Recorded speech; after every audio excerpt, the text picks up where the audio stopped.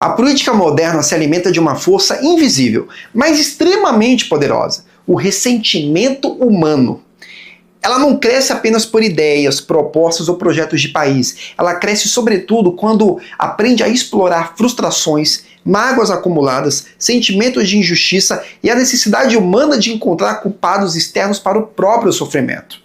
Bom, eu sou o Queiroz, do Instituto Zarael, e aqui a gente tenta compreender o mundo a partir da alma humana. Porque toda estrutura política nasce, antes de tudo, de estados interiores. E entender o ressentimento é entender uma das engrenagens mais importantes da política contemporânea. O filósofo Nietzsche foi um dos primeiros a diagnosticar isso com profundidade. Em A Genealogia da Moral, ele descreve o ressentimento como o sentimento daquele que não consegue agir diretamente no mundo e por isso transforma sua impotência em julgamento moral. Em vez de criar, o ressentido acusa. Em vez de assumir responsabilidade, ele culpa. Essa dinâmica psicológica é antiga, mas a política moderna aprendeu a institucionalizá-la. O ressentimento é politicamente útil porque ele organiza o caos emocional das massas. Ele oferece uma narrativa simples. Você sofre porque alguém te roubou, alguém te explorou, alguém te oprimiu. A solução, então, não é transformação pessoal, disciplina ou virtude, mas a punição do outro. A política passa a funcionar como uma máquina de canalização de frustrações. O filósofo Max Scheler, aprofundando essa ideia, explicou que o ressentimento surge quando emoções negativas não podem ser descarregadas de forma saudável. Elas ficam represadas e se transformam em hostilidade moralizada. A política moderna percebeu que esse ressentimento pode ser convertido em capital político. Não é preciso levar o cidadão, basta oferecer um inimigo.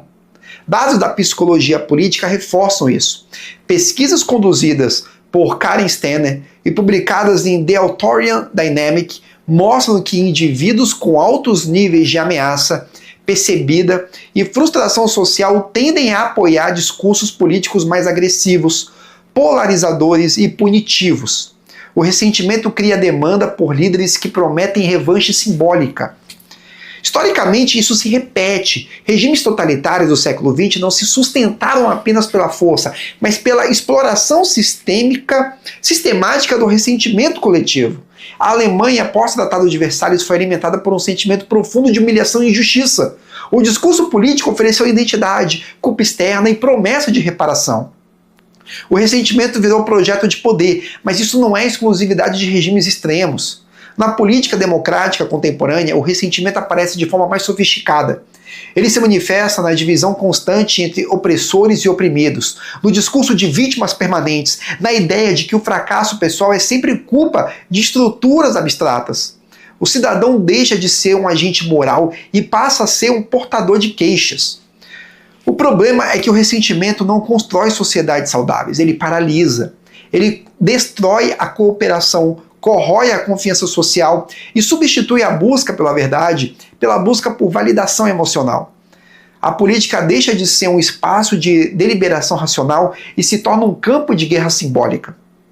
Tocqueville já alertava que democracias correm o risco de se degradar quando os cidadãos passam a agir movidos mais por paixões do que por virtudes. Quando o ressentimento domina, a política deixa de formar homens livres e passa a fabricar identidades feridas.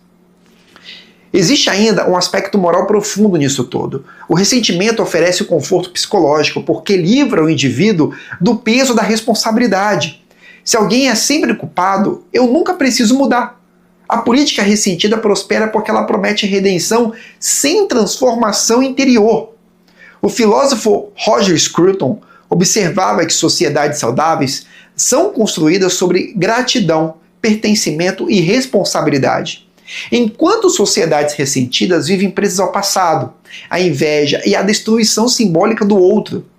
Onde o ressentimento governa, a política deixa de mirar o futuro e passa a administrar rancores. No fim das contas, a política moderna se alimenta de ressentimento humano porque ele é fácil de despertar e difícil de curar. Ele exige inimigos, não virtudes. Exige punição, não crescimento. Mas nenhuma sociedade se sustenta por muito tempo baseada apenas na administração da mágoa. Superar essa lógica não é apenas um desafio político, é um desafio espiritual. Exige indivíduos capazes de assumir a própria vida, reconhecer limites, cultivar caráter e resistir à tentação de transformar frustrações pessoais em projetos de poder. Bom, aqui no Instituto Zarael a gente acredita que entender a política exige olhar para dentro do ser humano. Porque enquanto o ressentimento for o combustível da vida política, da vida pública, nenhuma reforma externa será suficiente. Bom, se esse vídeo fez você enxergar a política por uma lente diferente, se inscreva no canal, compartilhe com quem ainda confunde justiça com vingança e continue conosco nessa busca por lucidez, verdade e transcendência.